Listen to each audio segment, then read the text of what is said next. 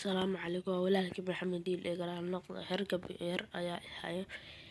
marka maantay baraf ayaa da-ay barafka kii kale wuu ka daran yahay magaalada joogan way baraf badan tahay marka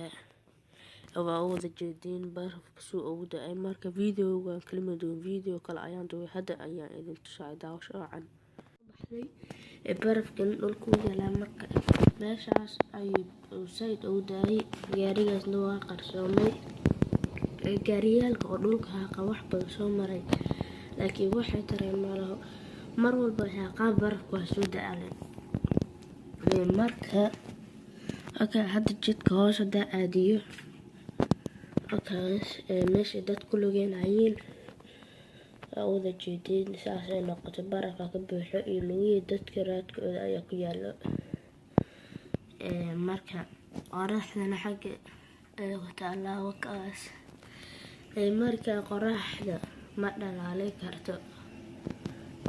barafka ciidu ka bata qoraxda qabowga wax kama qaadi karto dhulka dhan uu ka batay marka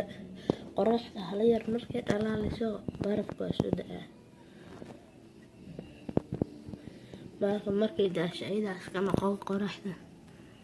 gaarigaas waa u wada jeediin sidoo ku socdo qofkaas maqaayadaas inuu cunto kasoo cunuu rabaa laakiinse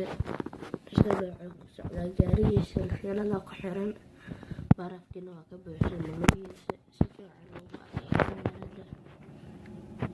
wakaas lugihiisa cad silsilada